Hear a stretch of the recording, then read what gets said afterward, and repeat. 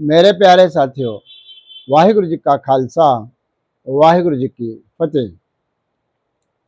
पिछले दिनों हमने धन धन साहेब श्री गुरु अर्जन देव जी महाराज की पावन वाणी श्री सुखमनी साहिब के 10 अष्टपदियों की विचार की है।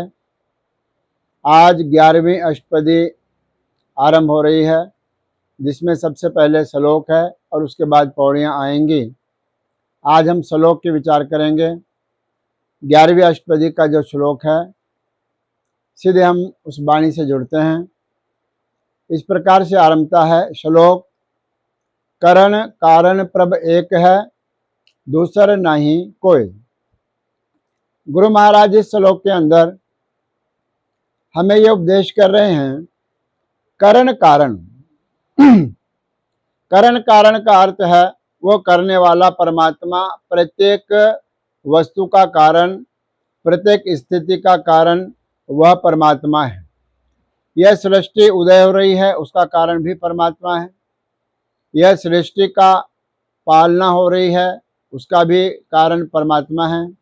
और अगर सृष्टि लय हो जाती है, इसमें प्रलय आ जाती है, तो उसका भी कारण परमात्मा है। तीनों स्थितियों का कारण मूल में परमात्मा है। भले ही परमात्मा ने और शक्तियों को यह ड्यूटियां लगाई है, लेकिन मूल के अंदर परमात्मा की शक्ति कार्य कर रही है। इसलिए करण कारण प्रभ एक है। वह प्रभु अकाल पूरक परमात्मा एक ही है, दूसरा नहीं है। जो शक्तियां हमें नजर आती है, जो देवी और देवताओं की शक्तियां नजर आती है, वह उसी की कृत्य है, परमात्मा के बनाए हुए हैं, परमात्मा नहीं है। परमात्मा केवल एक है, प्रभ एक है। एक को है भाई, एक को है साहब मेरा, एक को है। वह परमात्मा एक ही है, दूसरा नहीं कोई।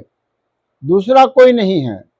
उस परमात्मा के समकक्ष, उस परमात्मा के बराबर रहने वाला इस सारे जगत में, ब्रह्मांड में दूसरा कोई भी नहीं है। लाखों ब्रह्मांड है, करोड़ों ब्रह्मांड है, इन सब का निर्माता केवल एक प्रभु है, एक परमात्मा है। फिर कहते हैं, नानक तिस बल हारण, जलथल महियल सोए। गुरु नानक देव जी के नाम की मोहर ला करके पंचम पातशाह महाराज कथन करते हैं कि तिस बल हारण, वह जो प्रभु परमात्मा है, उसके हम बलहारने का अर्थ है हम कुर्बान जाते हैं, बलिहार जाते हैं। हम अपने आप को उसको समर्पित कर देते हैं। बलिहार जाने का अर्थ है कुर्बान जाना, अपने आप को उसके ऊपर समर्पित कर देना।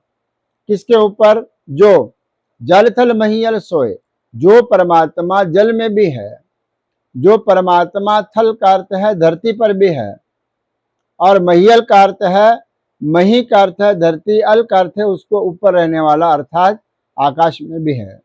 महियल का अर्थ आकाश और धरती के बीच में जो स्पेस है, उस खाली स्पेस में भी परमात्मा रमा हुआ है।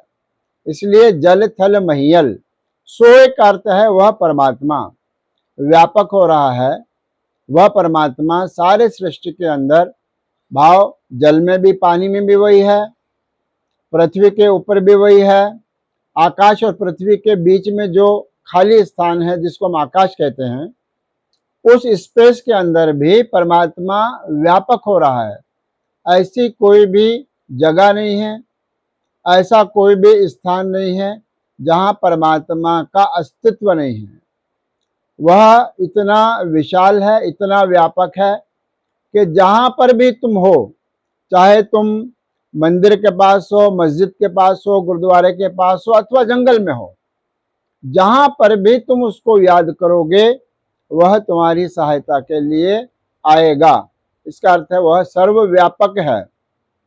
जहां पर भी तुम याद कर लोगे, जिथे हर आराध्य तिथे हर मित्र सहाय। जहां पर भी, भले आप जंगल में हो, बियाबान में हो, किसी संकट में हो, कहीं पर भी हो, जब तुम उसको याद करोगे, वह परमात्मा तुम्हारी सहायता करेगा। इसलिए उसके ऊपर कुर्बान जाना है, उसके ऊपर बलिहार जाना है। ऐसी प्यारे विचार श्लोक में गुरु महाराज ने बख्शिश की है। आगे पौड़ियों के विचार आएंगे, जिसके विचार हम परसों करेंगे। फिर से विनती है, इस चैनल को अधिक से अधिक आप सब्सक्राइब करें, लाइक करें, शेयर करें, ताकि यह गुरु महाराज की वाणी की विचार हर एक गुरु सिख के घर तक पहुंचे। आज इतना ही। धन्यवाद।